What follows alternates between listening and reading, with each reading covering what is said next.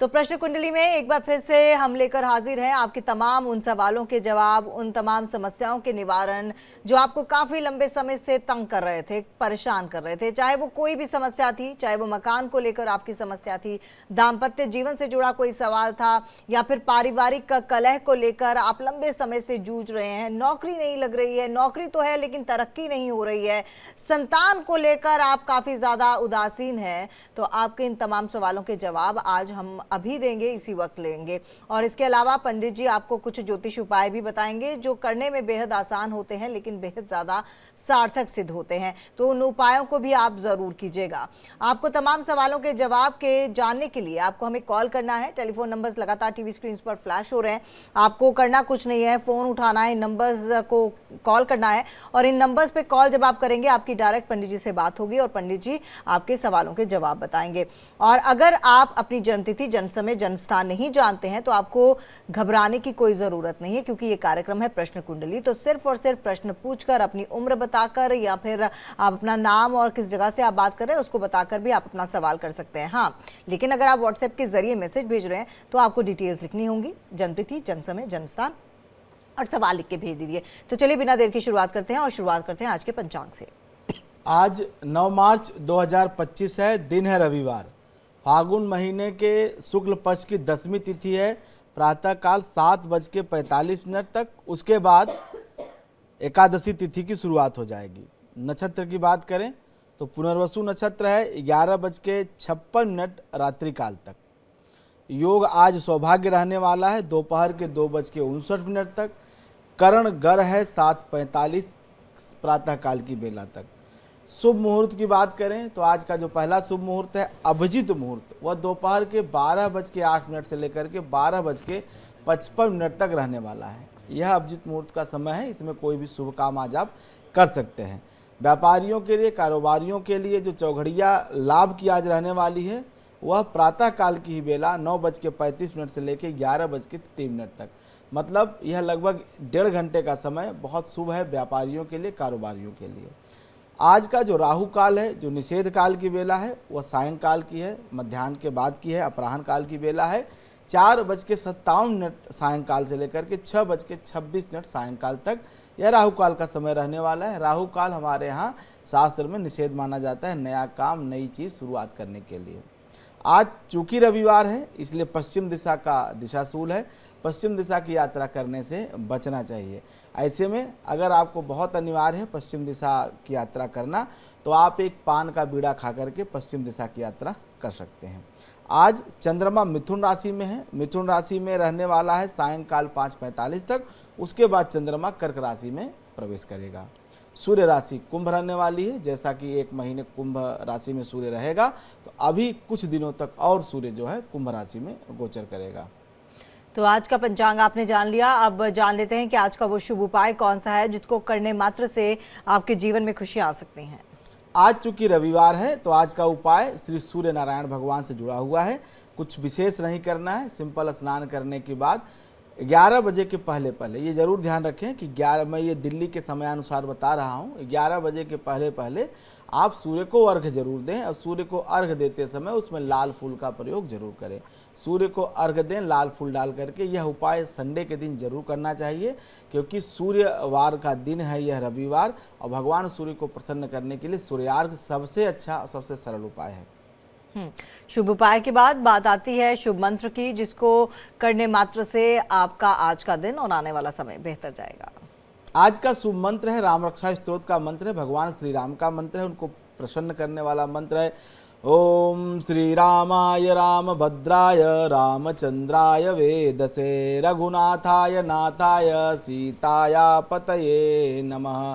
श्री रामाय रामभद्राय रामचंद्राय वेदसे रघुनाथाय नाथाय सीताया पतये नमः। ये भगवान श्री राम से प्रार्थना है, उनके मंत्र का जप है, उनके नाम का कीर्तन है, उनसे अपने कल्याण की प्रार्थना का मंत्र है और उनके अनेक प्रकार के नाम दिए गए हैं। उसमें से यह मुख्य नाम है भगवान श्री राम, रामभद्र, रामचंद्र, रघुनाथ, सीता के पति। ये उनके प्रमुख नाम हैं और उन्हीं नामों के माध्यम से उनका वंदन, अभिनंदन, पूजन किया जाता है। तो आज रविवार का दिन है और भगवान श्री राम स्वयं सूर्यवंशी हैं, तो ऐसे में सूर्य की दशा की पूर्ण फल प्राप्ति होती, सूर्य के समस्त प्रकार के कुप्रभाव और उनके तमाम जो बुरे योग हैं उनसे बचने के लिए भगवान श्री राम की उपासना उत्तमोत्तम कही गई है। सब प्रकार से अभिष्ट को सिद्ध करने वाली भगवान श्री राम की उपासना की गई है। तो ऐसे में आज आप भगवान श्री राम के राम रक्षा स्तोत्र के इस मंत्र का पाठ जरूर करें, जप जरूर करें, एक बार उच्चारण जरूर करें। खास करके अगर आप घर से बाहर निकल रहे हैं या प्रातःकाल की बेला में कोई काम आप शुरू कर रहे हैं तो कोई भी काम शुरू करने से पहले राम का नाम जरूर लें। और पंडित जी, आज का कौन सा शुभ वास्तु टिप है जो आप देने वाले हैं? आज का वास्तु टिप्स बहुत आसान है, प्राय लोग फॉलो करते हैं, लेकिन अगर आप ऐसा नहीं करते हो तो एक बार जरूर ध्यान दे लें कि आपके मकान के, आपके घर के जितने भी दरवाजे और खिड़कियां हैं सबकी काउंटिंग कर लें। वो सम संख्या में होनी चाहिए, मतलब 2, 4, 6, 8, 10, 12, 14, 16, 18, 20 इस संख्या में होनी चाहिए, विषम संख्या में नहीं होनी चाहिए। बस इतना सा ध्यान रखें। कहीं न कहीं विषम संख्या की जो खिड़की दरवाजे होते हैं कहीं न कहीं वो अपूर्णता प्रदान करते हैं, मतलब कुछ न कुछ त्रुटि, कुछ न कुछ कमी हमेशा घर में बना के रखते हैं। इसलिए कभी भी जब भी आप खिड़की दरवाजे लगाएं तो उनकी संख्या हमेशा सम रखें, विषम संख्या न रखें, क्योंकि विषम स्वयं अभाज्य है और अपूर्णता का प्रतीक है। इसलिए हमेशा जो है सम संख्या बना के रखें। तो चलिए, शुभ वास्तु अभी पंडित जी ने हमें बता दिया।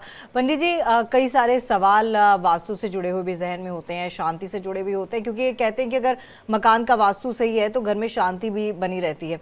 लेकिन अगर जैसे कि हमने पहले भी ये बात की है कि हम फ्लैट्स में रहते हैं तो वो तमाम चीज़ें नहीं कर सकते, लेकिन आपने वो चीज़ें भी बताई हैं कि कौन कौन सी चीज़ें करना ज़रूरी है, बाकी आप अवॉइड कर सकते हैं। लेकिन कई बार हमने देखा है कि घर में बहुत ज़्यादा लड़ाई झगड़ा हो रहा है, क्या उसके लिए कुछ उपाय है? जैसे कहा जाता है कि आप जब घर की सफाई करते हैं उसमें थोड़ा सा नमक डाल दें, जब आप झाड़ू पोछा करते हैं तो नमक डाल दें।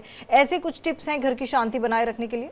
देखिए, जो दिक्कत है इस बात की कि घर में लड़ाई झगड़ा होती क्यों है, तो घर में लड़ाई झगड़ा 2 वजहों से होती है। या तो संपत्ति बहुत अधिक है या तो संपत्ति है ही नहीं।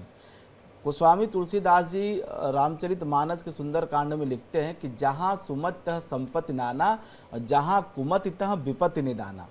जहाँ संपत्ति है, जहाँ सुमति है, सुमत मतलब होता है तमन्ना जी आपस में प्रेम भाव, आपस में एक बात पे एका हो जाना, बात पे मान जाना, एक सब लोगों की, पूरे परिवार के लोगों की एक बात पे सहमत हो जाना, इसी को सुमति कहते हैं। जहाँ सुमत है संपत्ति नाना, जहाँ सुमति है वहाँ पे तमाम प्रकार की संपत्तियाँ होती हैं।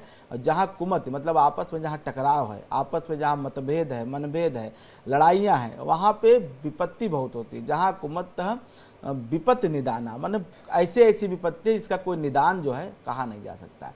तो सबसे बड़ी बात जो सुमति नहीं होती, तो मैं ऐसा मानता हूँ आधुनिक वास्तुशास्त्र में कि मैंने जो देखा है कि लोगों के घर में कहीं न कहीं ईशान कोण जो है, जो देवस्थान होता है, जिसको आप पूरब उत्तर का कोना कहिए, पूरब उत्तर के कोने का भाव अगर दूषित है, उस स्थान पे कोई गंदा स्थान है, बाथरूम है, कोई सीवर है, कोई गंदगी है, वहाँ वो स्थान जो है या ऊंचा है, भारी है, उस स्थान पर निर्माण कार्य ऊंचा है, तो निश्चित रूप से ऐसे घर में तमाम प्रकार की विपत्तियां अचानक दैव संयोग से आती हैं। मतलब उसके लिए ये नहीं कहा जा सकता है कि किसी की गलती है, किसी का दोष है, वो विपत्तियां आती हैं। और जब इस तरह की विपत्तियां आती हैं तो परिवार में विपत्तियों में एक दूसरे का साथ देने के बजाय एक दूसरे से अलग होने की भावना जन्म लेने लगती है। धीरे धीरे एक दिन में नहीं होता है, इसको होने में वर्षों लगते हैं, महीनों लगते हैं, और वही कहीं न कहीं कारण है। तो जो मूल कारण मैंने देखा है वो सिर्फ और सिर्फ ईशान कोण के दूषण को देखा है। ईशान कोण जब दोषी होता है, ईशान कोण का वास्तु दोष जब होता है, तो ऐसे मकान में, ऐसे घर में रहने वाले सभी पारिवारिक सदस्य आपस में लड़ाई करते हैं, क्लेश करते हैं, एक दूसरे से ईर्ष्या रखते हैं, द्वेष रखते हैं, कभी एक विषय पे सहमत नहीं होते हैं, एक दूसरे की सहायता मदद नहीं करते हैं। तो इस तरह की जो दिक्कत है वास्तु दोष में, वो ईशान कोण का दोषी होना। और अन्य अन्य कारण हो सकते हैं, लेकिन मोटे तौर पे यह एक यूनिवर्सल ट्रूथ है। और ये आप देखिए, जिन भी लोगों के घरों में ईशान कोण अगर दूषित है तो उन घरों में लड़ाइयाँ झगड़े जरूर होंगे। और उसका कारण सिर्फ इतना है कि उनके घर में हर 6 महीने 4 महीने पे कोई न कोई विपत्ति आती रहती है।